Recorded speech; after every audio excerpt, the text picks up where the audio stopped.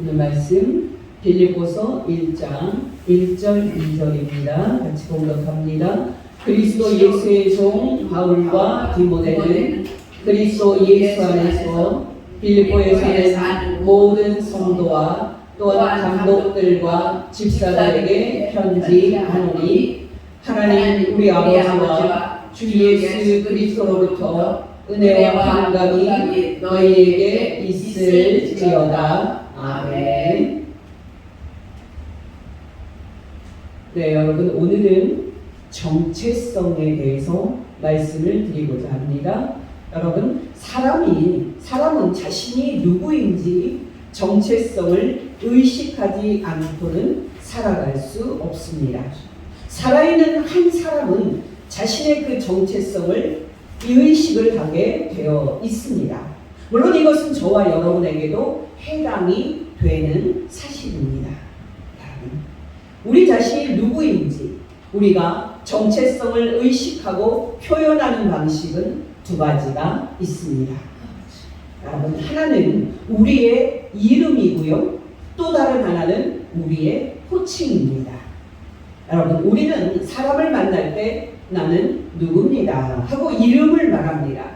바로 이렇게 함으로써 우리는 우리 자신이 누구인지를 의식을 하는 것이고 우리가 누구인지 우리의 정체성을 표현하는 겁니다. 그러나 여러분, 놀랍게도 오늘날 우리나라에서는 이름이 더 이상 사람의 정체성을 담는 기능을 상실하고 있습니다. 감옥에 갇히게 되면 번호를 받듯이 오늘날 한국 사회에서 이름은 한낱 무의미한 번호일 뿐입니다. 물론 여러분, 부모님이 이름을 지어주실 때는 그 자녀가 이런 사람이 되기를 바란다 하는 깊은 뜻을 가지고 이름을 지어줍니다마는 오늘날 한국 사회에서 이름은 더 이상 사람의 정체성을 담아내는 기능을 하지 못합니다. 그렇다면 오늘날 한국 사회에서 사람이 누구인지 정체성을 표현하는 기능을 하고 있는 것은 무엇입니까? 바로 호칭입니다.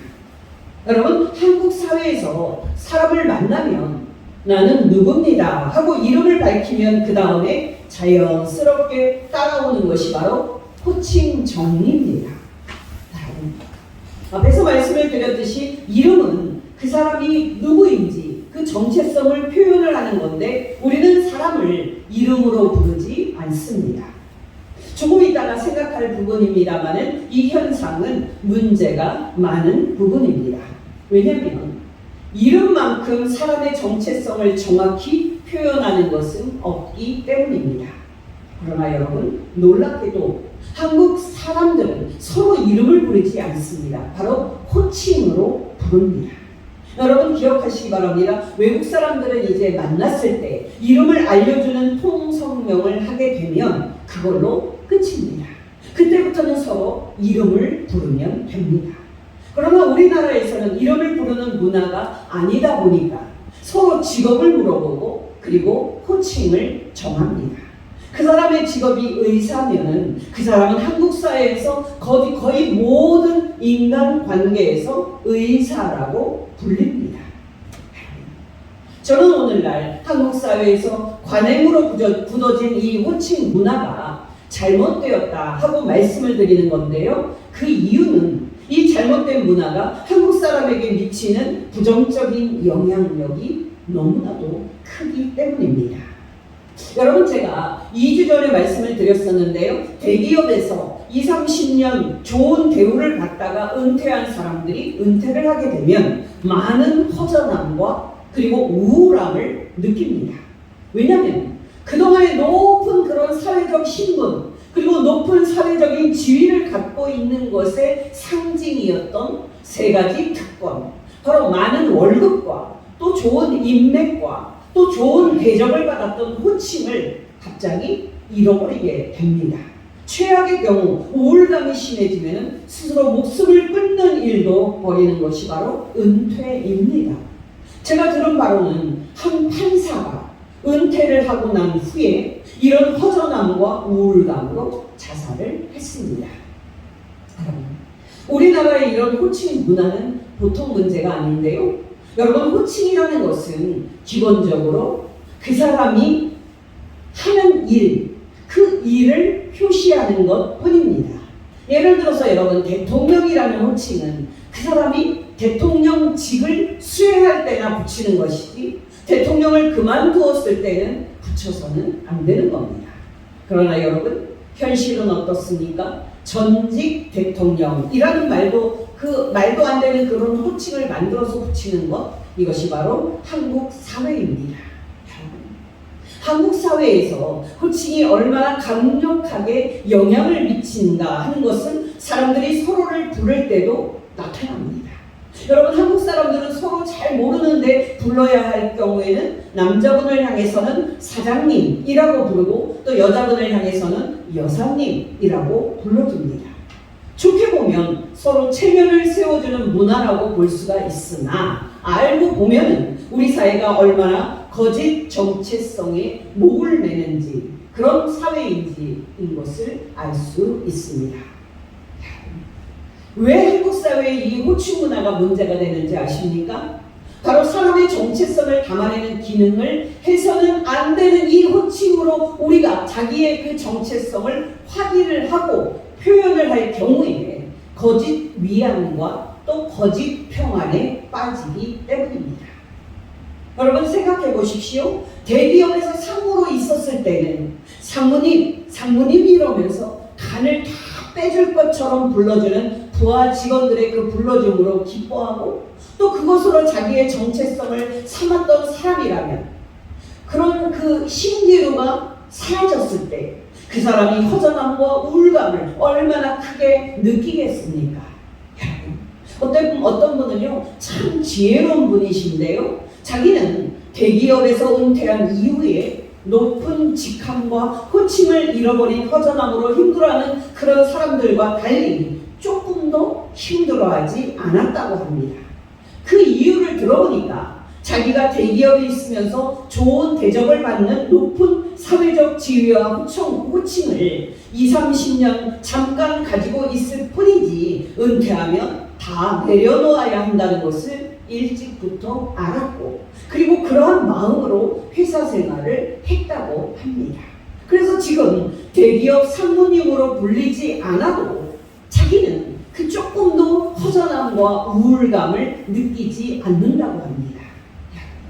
사실 호칭으로 인한 인간관계에서의 문제는 한국 교회의 큰 문제입니다. 원래는 안 그랬는데, 원래 교회의 직분은 계급이나 또 계층을 나타내는 호칭이 아니라 각자 하나님으로부터 부여받은 은사에 따른 부르심이었는데, 한국교회에서는 이 목사, 장로, 권사, 집사 체계가 신분을 나타내는 호칭 체계와 또 계급을 나타내는 그런 수직적인 체계가 되다 보니까 호칭과 직분으로 인한 문제가 많습니다. 이로 인한 많은 문제를 지금은 말씀드릴 수는 없고요. 가장 큰 문제를 하나 말씀을 드리자면 이 호칭이라는 헛된 것에 빠져서 우리가 살아갈 경우에 우리가 거짓 위안과 또 거짓 평안에 빠지기 때문입니다. 여러분이 알다시피 구멍가게 하는 사람이라도 남자분에게 사장님이라고 하지 않고 아저씨라고 하면 안색이 변합니다. 또 여러분, 허드렛 일을 하는 그런 여자분에게도 여사님이라고 하지 않고 아줌마, 아주머니라고 하면은 안색이 변합니다. 안타까운 것은 한국 사람들은 말할 것도 없고 한국 목사들이 학위를 얼마나 좋아하는지 모릅니다. 신학을 좋아하고 학문을 열심히 해서 따는 학위라면 무슨 문제가 있겠습니까마는 그 학위로 자신이 괜찮은 그런 목사임을 나타내려고 하니까 문제가 되는 겁니다. 정말 놀랍게도 돈 주고 가짜 학교에서 박사학위를 따는 목사들이 얼마나 많은지 모릅니다.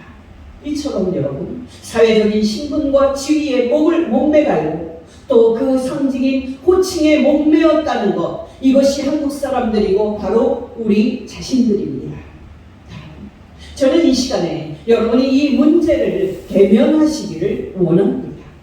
여러분, 왜 제가 이 시간에 우리가 누구인지 우리의 정체성을 바로 세우는 것이 중요하다고 이 세상의 헛된 호칭으로 거짓 위안과 거짓 평안에 사로잡히지 않는 것이 중요하다고 말하고 있습니까? 바로 이 편지를 쓰면서 바울이 처음으로 하고 있는 일이 이것이기 때문입니다. 이 편지 처음인 1절, 2절에서 바울은 편지를 쓸 때 그 당시 시작하는 전형적인 방식으로 편지를 씁니다. 바울은 먼저 편지를 쓰는 자신이 누구인지를 밝히고 그리고 편지를 받는 사람들이 누구인지를 밝힙니다. 그리고 이어서 그들에게 축복하는 말을 합니다. 여러분이 알다시피 우리는 이런 방식으로 편지를 시작하지 않습니다. 오늘날에는 편지 쓰는 문화가 완전히 사라졌습니다만은 우리는 편지를 시작할 때 아버님 전상서라는 말을 쓰거나 잘 지내고 계십니까? 아버님, 어머님 이라는 말로 시작을 했습니다. 그러나 여러분, 바울 당시의 문화는 달랐습니다. 그때는 편지를 보내는 사람이 누구인지를 밝히고 편지를 받는 사람들이 누구인지 밝히고 또 그들에게 축복하는 말을 하는 것이 예의였습니다. 그렇다면 여러분, 중요한 것은 바로 이겁니다. 여러분, 편지를 보내는 바울은 자신을 누구라고 의식을 했을까요? 여러분, 바울은 이 인사 부분에서 자신을 한마디의 말로 정체성을 말하고 있는데요. 바울은 자신을 누구라고 말하고 있습니까? 여러분께 질문 드립니다. 사람들이 여러분에게 여러분이 누구인지 한마디 말로 말해달라고 한다면 여러분은 뭐라고 말씀을 하시겠습니까? 이런 질문을 가지고 1절, 2절을 생각해 보겠습니다. 먼저 1절, 2절입니다. 그리스도 예수의 종 바울과 디모데는 그리스도 예수 안에서 빌립보에 사는 모든 성도와 모든 감독과 집사들에게 편지하노니 하나님 우리 아버지와 주 예수 그리스도로부터 은혜와 평강이 너희에게 있을지어다. 여러분, 바울은 자신을 뭐라고 호칭을 붙이고 있습니까? 바로 예수 그리스도의 종이라고 붙이고 있습니다. 여러분 기억하시기 바랍니다. 바울은 자신이 누군지 사람들에게 소개를 할 때 내세울 수 있는 호칭이 아주 많은 사람이었습니다. 정말 바울은 자신이 어떤 사람인지 자신을 소개할 때 자랑할 수 있는 호칭이 많은 그런 사람이었습니다. 그런데도 바울은 그 많은 호칭을 사용하지 않고 자신을 소개할 때 오직 예수 그리스도의 종으로 소개를 합니다. 여러분 중에는 바울이 내세울 수 있는 많은 호칭 중에서 그가 예수 그리스도의 종이라는 호칭이 가장 멋진 호칭이라서 이 호칭을 사용했다고 생각하는 분도 있을 겁니다. 근데 여러분 놀라지 마시기 바랍니다. 예수 그리스도의 종이라는 호칭은 세상 사람들에게 존경을 받는 호칭이 아니었습니다. 놀랍게도 이 호칭은 사람들에게 무시와 멸시를 받는 호칭이었습니다. 그런데도 바울은 이 호칭을 사용하고 있습니다. 여러분 생각해 보십시오. 사람이 자기를 소개를 할 때 사람들에게 선망이 되는 그런 선망의 대상이 되는 호칭을 제일 앞에 내세우는 것이 사람의 본성입니다. 나는 의사입니다. 나는 약사입니다. 이렇게 말하면 그 호칭을 듣는 사람들은 그 사람에게 존경 어린 눈빛을 보내고 부러운 시선을 보내는 것이 사람입니다. 그런데도 바울은 자신이 세상 사람들에게 내세울 수 있는 호칭이 아니라 세상 사람들에게 무시와 멸시를 받는 호칭을 사용합니다. 바울이 세상 사람들에게 인정을 받는 호칭이 없었기 때문에 이 멸시받는 호칭을 사용했을까요? 정말 바울이 세상 사람들에게 당당히 내세우고 자랑할 수 있는 호칭이 없었기 때문에 사람들이 알아주지도 않는 호칭을 사용을 했을까요? 천만의 말씀입니다. 그 호칭을 말하면 세상 사람들이 바울을 보고 다 깜빡 죽는 그런 대단한 호칭들을 바울은 다 가지고 있었습니다. 여러분, 제가 지난번 설교에서 유시민 작가를 소개할 때 어떻게 소개를 했습니까? 그는 현재 한국 사회의 최고의 지성인 중에 한 명으로 서울대를 나왔고 독일 유학 출신이고 또 국회의원을 했을 뿐만 아니라 보건복지부 장관도 한 대단한 사람이다 라고 말했습니다. 여러분 놀라지 마시기 바랍니다. 바울은 이런 세상적인 호칭과 자랑거리들에 관한 한 유시민 작가는 말할 것도 없고 이 세상 어느 누구도 비교해도 뒤지지 않는, 아니 모든 사람을 압도하는 호칭들을 다 가지고 있었던 사람입니다. 바로 빌립보서 3장에서 사도 바울은 자신이 그런 대단한 호칭들을 다 가지고 있는 사람이라고 말합니다. 빌립보서 3장 2절에서 6절입니다. 나의 형제들아, 개들을 삼가고 행악하는 자들을 삼가고 몸을 상해하는 일을 삼가라. 하나님의 성령으로 봉사하며 그리스도 예수로 자랑하고 육체를 신뢰하지 않는 우리가 곧 할례당이라. 그러나 나도 육체를 신뢰할 만하며 만일 누구든지 육체를 신뢰할 것이 있는 줄로 생각하면 나는 더욱 그러하리니 나는 8일 만에 할례를 받고 이스라엘 족속이요 베냐민 지파요 히브리인 중에 히브리인이요 율법으로는 바리새인이요 열심으로는 교회를 박해하고 율법의 의로는 흠이 없는 자라. 여러분, 저는 지금 바울이 그 당시에 사람들에게 얼마나 많은 인정과 또 높은 존경을 받는 대단한 호칭들을 다 가지고 있었던 대단한 사람이었는지 말씀드릴 수는 없습니다만 중요한 것은 바울이 그렇게 대단한 사람이었다 하는 사실입니다. 오늘날은 그런 표식이 다릅니다만 예전에는 사람들 앞에 나서려면 족보가 있었어야 했습니다.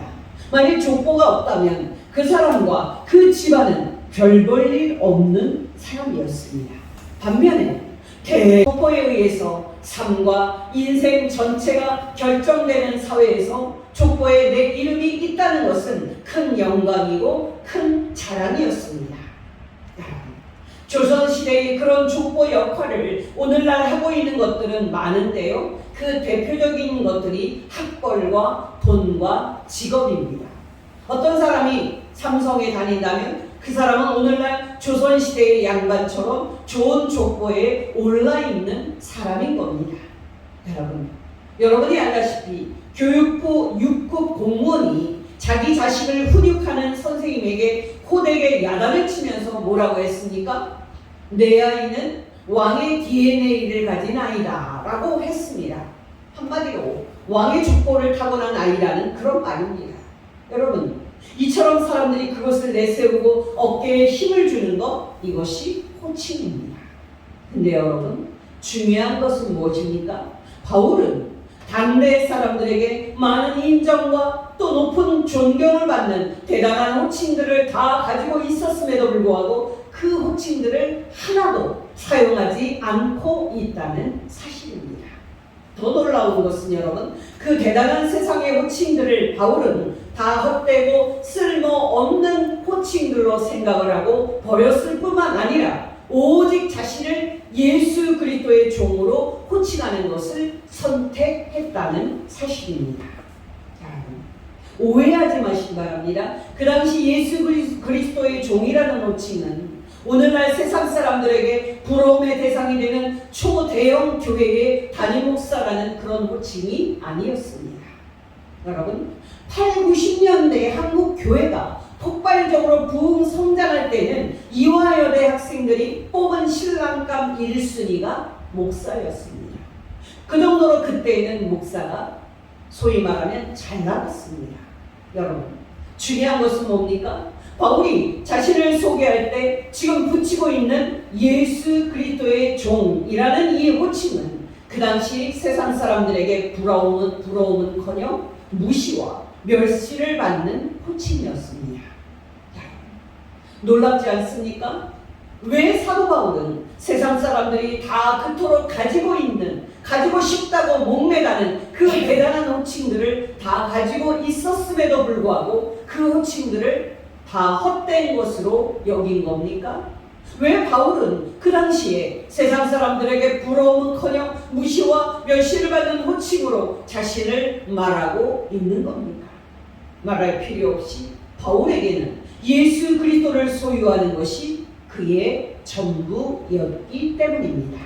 바울의 말을 들어보십시오. 빌립보서 3장 4절에서 14절입니다. 그러나 나도 육체를 신뢰할 만하며 만일 누구든지 육체를 신뢰할 만한 것이 있는 줄로 생각하면 나는 더욱 그러하리니 나는 8일 만에 할례를 받고 이스라엘 족속이요 베냐민 지파요 히브리인 중에 히브리인이요 율법으로는 바리새인이요 열심으로는 교회를 박해하고 율법의 의로는 흠이 없는 자라. 그러나 무엇이든지 내게 유익하던 것을 내가 그리스도를 위하여 다 해로 여길 뿐더러 또한 모든 것을 해로 여김은 내 주 그리스도 예수를 아는 지식이 가장 고상하기 때문이라. 내가 그를 위하여 모든 것을 잃어버리고 배설물로 여김은 그리스도를 얻고 그 안에서 발견되려 함이니 내가 가진 의의는 율법에서 난 것이 아니요 오직 그리스도를 믿음으로 말미암은 것이니 곧 믿음으로 하나님께로부터 난 의의라. 내가 그리스도와 그 부활의 권능과 그 고난의 참여함을 알고자 하여 그의 죽으심을 본받아 어떻게 해서든지 죽은 자 가운데서 부활에 이르려 하노니 내가 이미 얻었다 함도 아니요 온전히 이루었다 함도 아니라 오직 내가 그리스도 예수께 잡힌 바 된 그것을 잡으려고 달려가노라. 형제들아 나는 아직 내가 잡은 줄로 여기지 아니하고 오직 한 일 즉 뒤에 있는 것은 잊어버리고 앞에 있는 것을 잡으려고 표대를 향하여 그리스도 예수 안에서 하나님 위에서 부르신 부름의 상을 위하여 달려가노라.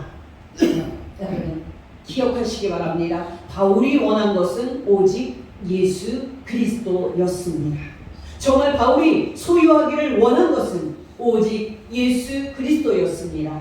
여러분 저는 앞에서 바울이 자신에게 붙이고 있는 예수 그리스도의 종이라는 호칭은 세상에서 부러움은커녕 무시와 멸시를 받는 호칭이라고 말씀을 드렸습니다. 여러분 놀라지 마시기 바랍니다. 이 세상 끝에 예수 그리스도께서 다시 나타나셔서 모든 사람에게 당신의 영광을 보이시기까지는 이 세상에서 예수 그리스도의 이름은 무시를 받고 멸시를 받을 겁니다.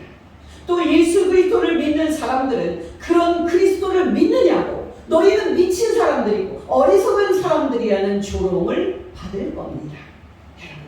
사도행전 23장에서 26장까지의 말씀을 보면 바울이 로마 제국의 수도인 로마에서 재판을 받으러 가기 전에 2년 동안 지중해 해안 도시이자 로마 총독이 머무는 도시인 가이사라에 구금이 돼서 재판을 받는 이야기가 나옵니다. 여러분, 바울이 가이사라 감옥에서 구금되어 있는 2년 동안에 이스라엘을 다스리는 로마 총독이 벨릭스에서 베스도로 바뀝니다. 여러분, 신임 총독인 베스도는 바울의 재판 문제를 어떻게 처리하는 게 좋을까 하고 고민을 하고 있었는데요. 바울이 자기는 유대인들에게나 로마 황제에게 죄를 범한 것이 하나도 없으니 로마 황제 가이사에게 상소를 해서 자신의 그 죄 없음을 명명백백하게 밝히겠다고 로마에서 재판받겠다고 밝힙니다. 바울의 이 의사를 확인한 로마 총독 베스도와 또 이스라엘 분봉왕 아그리파 왕은 로마로 보내기 전에 바울을 최종적으로 불러서 바울의 말을 듣습니다. 중간은 생략을 하고요. 바울이 아그리파 왕과 로마 총독 베스도 앞에서 자신이 다메섹으로 가는 그 길 위에서 다시 사신 예수 그리스도를 만났고 그 체험으로 자신이 이렇게 해가닥했고 또 이렇게 재판을 받는 자리에까지 왔다고 말할 때 여러분 로마 총독 베스도가 바울에게 뭐라고 한지 아십니까? 바로 미쳤다 하는 말이었습니다. 사도행전 26장 13절에서 15절입니다. 아그리파 왕이여 정오가 되어 내가 길에서 보니 하늘로부터 해보다 더 밝은 빛이 나와 내 동행들을 둘러 비추는지라. 우리가 다 땅에 엎드러짐에 내가 소리를 들으니 히브리 말로 이르되 사울아 사울아 내가 어찌하여 나를 박해하느냐. 가시체를 뒷발질하기가 너에게 고생이니라. 내가 대답하되 주님 누구시니까. 주께서 이르시되 나는 네가 박해하는 예수라. 이렇게 계속 바울의 변호가 계속이 되는데요. 바울의 변명이 끝나니까 로마 총독 베스도가 큰 소리로 바울에게 이제 미쳤다고 말합니다. 24절 25절입니다. 바울이 이같이 변명하매 베스도가 크게 소리내어 이르되 바울아 네가 미쳤도다. 네 많은 학문이 너를 미치게 한다 하니 바울이 이르되 베스도 각하여 내가 미친 것이 아니요 참되고 온전한 말을 하나이다. 여러분 기억하시기 바랍니다. 어떻게 설명을 하든지 세상 사람들은 예수 그리스도의 이름의 그 큰 영광을 모르기 때문에 예수 그리스도를 무시하고 또 멸시할 뿐만 아니라 예수 그리스도를 믿는 사람들도 무시하고 조롱할 겁니다. 어디 믿을 게 없어서 예수가 처녀 마리아에게서 남자 없이 성령으로 임신되었다는 말을 믿고 예수가 십자가에서 죽은 지 3일 만에 다시 살아났다는 그런 말을 믿느냐고 세상은 우리를 조롱할 겁니다. 그러나 여러분 중요한 것은 뭡니까? 세상에서는 조롱을 당하지만 예수 그리스도를 믿는 이 믿음은 참되고 우리로 천국에 들어가 영생을 얻게 하는 믿음이라는 사실입니다. 바로 이 사실 때문에 세상에서는 조롱을 당하는 이름이지만 바울은 예수 그리스도를 자랑하고 있는 겁니다. 정말 이 사실 때문에 바울은 자신을 오직 예수 그리스도의 종으로 말하는 것을 좋아한 것입니다. 여러분 기억하시기 바랍니다. 우리가 이 세상에 많은 가치 있는 것들 중에서 가장 귀한 것을 선택하려면 기준이 있어야 합니다. 여러분 그 기준은 뭡니까? 말할 필요 없이 그 기준은 천국과 영원한 생명입니다. 여러분 왜 우리가 이 세상의 모든 영광과 쾌락을 거부하고 오직 예수 그리스도만을 자랑합니까? 오직 예수 그리스도만이 우리를 천국으로 들어가게 하시는 분이고 오직 예수 그리스도만이 우리에게 영생을 주시는 분이시기 때문입니다. 요한복음 14장 6절입니다. 예수께서 이르시되 내가 곧 길이요 진리요 생명이니 나로 말미암지 않고는 아버지께로 올 자가 없느니라. 디모데전서 2장 5절입니다. 하나님은 한 분이시요 또 하나님과 사람 사이의 중보자도 한 분이시니 곧 사람이신 그리스도 예수라. 어떠십니까 여러분? 여러분도 바울처럼 예수 그리스도를 여러분의 가장 큰 자랑으로 생각하고 있습니까? 정말 여러분도 바울처럼 예수 그리스도를 여러분의 가장 큰 기쁨으로 생각하고 있습니까? 여러분 지난주에는 손흥민 선수에게 아주 영광스러운 일이 있었습니다. 여러분 손흥민 선수 아시지요? 지금 영국에서 뛰고 있는 선수이고요. 한국 축구 국가대표팀 주장인 선수입니다. 여러분이 알다시피 영국 축구 리그인 프리미어 리그는 세계 최고 리그라는 명성을 가지고 있는 그런 리그입니다. 그 리그에는 세계 최고라는 명성을 가진 몇 개의 팀이 있었는데요. 그 중에 하나가 손흥민 선수가 뛰고 있는 토트넘이라는 팀입니다. 바로 손흥민 선수가 지난주에 그 팀의 주장으로 선택이 됐습니다. 여러분 이 일이 얼마나 대단한 일이냐 하면은 말이죠. 영국 최고팀에서 아시아인이 주장이 된 것은 손흥민 선수가 주장이 된 게 처음 있는 일입니다. 손흥민 선수가 그 일로 얼마나 기뻤겠습니까? 그는 주장된 소감을 이렇게 말했습니다. 이 거대한 클럽의 주장이 되어서 너무나도 영광입니다. 이 팀을 위해서 그리고 이 주장 완장을 위해서 모든 것을 바치겠습니다. 여러분, 지금 아시아에서는 손흥민 선수가 토트넘의 주장이 되어서 난리가 났습니다. 항상 아시아인은 유럽인들을 우러러 보는 그런 입장인데 그 유럽 본토 영국에서 그것도 세계 최고의 팀 중 하나에서 주장이 됐으니까 아시아인들이 왜 열광하지 않겠습니까? 그렇다면 여러분, 우리가 우리 자신에게 물어야 할 질문은 이겁니다. 손흥민 선수가 토트넘의 주장이 된 것이 영광이라고 말했다면 예수 그리스도 안에서 그보다 더 큰 영광을 받은 저와 여러분은 얼마나 더 영광스러움을 느껴야 하겠습니까? 이 세상에 일시적인 영광을 받은 사람도 그렇게 영광된 의식을 갖는다면 예수 그리스도 안에서 영원한 구원과 그리고 영광을 받은 저와 여러분은 얼마나 더 큰 감격을 느껴야 하겠습니까? 여러분, 앞에서도 말씀을 드렸듯이 이 세상에는 가치 있는 많은 것들이 있는데요. 그 중에 대표적인 것이 세 가지입니다. 바로 돈과 권력과 명예입니다. 여러분, 돈이 얼마나 좋은지 말 안 해도 아실 겁니다. 여러분이 알다시피 이 세상에서 돈 가지고 안 되는 것 없습니다. 적극적으로 말한다면 이 세상의 권력도요, 돈에서 나옵니다. 여러분, 돈 없으면 기초의원이든 국회의원이든 공천받는 거 불가능합니다. 여러분, 명예는 또 어떻습니까? 말할 필요 없이 명예도 돈에서부터 나옵니다. 우리나라 같이 아직도 계급과 서열이 있고 또 갑질 문화가 있는 이런 사회에서 명예로운 호칭을 갖고 있는 사람들에게 대접받는 것 절대적으로 중요합니다. 사장님, 또 사모님, 목사님, 장로님 이런 말 들으면요, 살만 납니다. 반면에 김씨, 이씨, 이봐 아저씨, 아줌마 이런 말 들으면요, 살맛 떨어집니다. 그래서 한국 사람들이 어떻게 해서든지 스펙을 쌓고 높은 자리에 올라가려고 하는 겁니다. 사람이라는 게 습관의 동물입니다. 처음에는 겸손했던 사람도요, 국회의원이 돼서 운전사가 문 열어주는 그런 차를 타게 되면 시간이 지나면서 서서히 대접받는 것에 익숙해지고요, 또 왕노릇 하는데 익숙해지는 것이 사람입니다. 목사도 작은 교회, 조그만 교회에 있을 때는 겸손했던 사람이니 큰 교회에 가서 시간이 지나면 서서히 대접받고 왕노릇 하는데 익숙해지는 것이 사람입니다. 여러분, 이와 같이 우리나라의 서열 문화에서 어느 누가 위에 올라가서 대접받고 높임받는 위치에 서는 거 원하지 않겠습니까? 여러분, 중요한 것은 모든 명예와 모든 높은 사회적 지위도 다 돈에서 나온다는 사실입니다. 여러분이 알다시피 우리나라는 사실상 강남공화국입니다. 우리나라의 모든 지도층과 모든 기득권층이 다 강남에 살고 있습니다.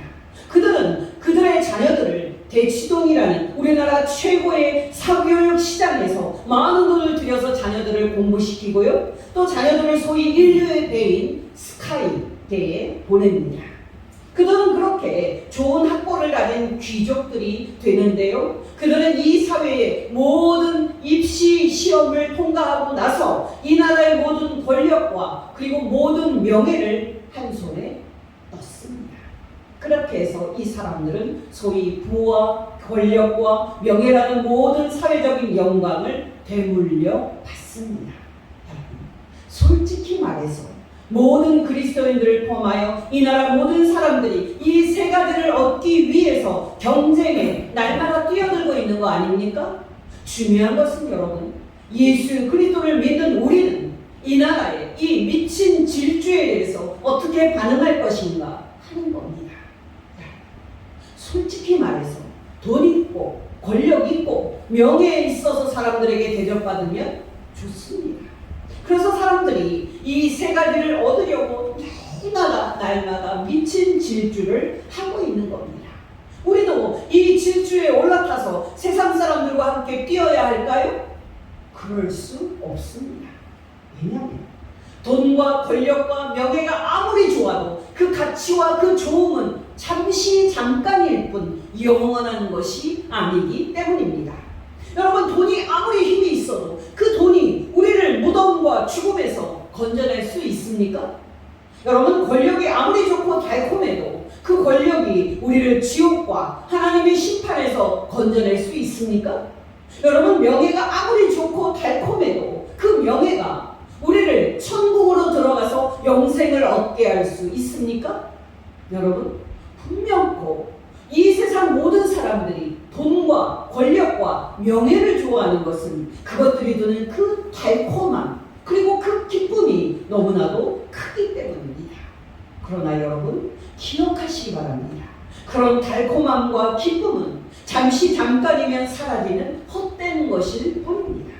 여러분, 성경에서는 사람이 살아야 70이고 강건해야 80이라고 했고요, 사람이 잠시 있다가 사라지는 안개와 같은 존재라고 했습니다. 저는 사람들을 보면 자기가 죽는 한이 있더라도, 심지어는 지옥 가는 한이 있더라도 그 한 번만이라도 돈 실컷 벌고 권력도 마음껏 누리고 명예도 얻겠다고 미친 듯이 불 속으로 달려드는 나방과 같다 하는 그런 생각이 듭니다. 기억하시기 바랍니다. 세상 사람들이 살고 있는 이 삶은 무서운 삶입니다. 예수님을 믿는 우리 그리스도인들도 돈이 좋고 또 권력이 좋고 명예가 좋은 거 다 압니다. 그러나 우리는 그런 것들에 마음을 두지 않습니다. 왜냐하면 그런 것들은 잠시 잠깐 누리는 일시적인 낙일 뿐이지 영원한 것이 아니기 때문입니다. 제가 앞에서 호칭이 중요하지 않다고 말씀을 드렸죠? 그와 관련된 이야기를 말씀을 드립니다. 여러분, 교회에서 장로님이면 평신도가 오를 수 있는 최고의 자리입니다. 이분이 장로님이셨는데요, 60이 넘어서 암에 걸렸어요. 그리고 결국은 돌아가시게 되었습니다. 여러분, 그 임종 자리에는 아내 권사님이 있었고요, 또 자녀들도 있었을 뿐만 아니라 영역이 있는 여 전도사님도 함께 했습니다. 임종할 때가 되자 이 여 전도사님이 이제 장로님 어서 가시라고 이렇게 말씀을 드렸는데요, 이 장로님이 계속 가시지를 못합니다. 정말 이 장로님이 가는데 아주 힘들게 가셨습니다. 그 모습을 보면서 이 여 전도사님이 이 장로님은 천당으로 가셨을지 나는 확신이 들지 않는다고 말씀을 하셨습니다. 참 두려운 이야기입니다. 여러분, 우리는 이 땅에서 살 때 호칭에 속으면 안 됩니다. 오늘날 한국교회에서 흐려져 있는 것이 믿음이 정말 무엇인가 하는 것에 대한 이해인데요. 여러분, 정말 믿음이 뭡니까? 오늘날 많은 신앙인들은 예수도 잘 믿고 그리고 천당에 가는 것은 당연하고요, 이 세상에서도 낙을 누리고 복을 누리기를 원하는 게 현실입니다. 그러나 여러분, 기억하시기 바랍니다. 우리는 이 세상의 일시적인 영광과 예수 그리스도를 믿음으로 얻는 영원한 구원의 영광을 동시에 얻는 것 불가능합니다. 우리는 정말 둘 중에 하나를 택해야만 합니다. 왜냐하면 바로 그것이 믿음이기 때문입니다. 출애굽기 20장 1절에서 5절 상반절입니다. 하나님이 이 모든 말씀으로 말씀하여 이르시되 나는 너를 애굽 땅 종되었던 집에서 인도하여 내 하나님 여호와니라. 너는 나 외에는 다른 신들을 내게 두지 말라. 너를 위하여 새긴 우상을 만들지 말고 또 위로 하늘에 있는 것이나 아래로 땅에 있는 것이나 땅 아래 물속에 있는 것에 어떤 형상도 만들지 말며 그것들에게 절하지 말며 그것들을 섬기지 말라. 나 내 하나님 여호와는 질투하는 하나님인즉. 마태복음 6장 24절입니다. 한 사람이 두 주인을 섬기지 못할 것이니 혹 이를 미워하고 저를 사랑하거나 혹 이를 중히 여기고 저를 경히 여김이라. 너희가 하나님과 재물을 겸하여 섬기지 못하느니라. 야고보서 4장 4절입니다. 가늠하는 여인들아, 세상과 벗된 것이 하나님과 원수됨을 알지 못하느냐. 그런즉 누구든지 세상과 벗이 되고자 하는 자는 스스로 하나님과 원수되는 것이니라. 여러분, 기억하시기 바랍니다. 우리가 예수 그리스도를 믿는 이 영광스러운 감격을 잃어버리고 예수 그리스도께서 우리에게 즐거운 영화 한 편만큼도 안 되는 그런 맥빠진 분으로 당연시 된다면 우리는 영적으로 끝난 겁니다. 반면에 예수 그리스도께서 우리에게 날마다 우리의 기쁨이고 우리의 소망이라면 우리는 영적으로 복된 자리에 있는 겁니다.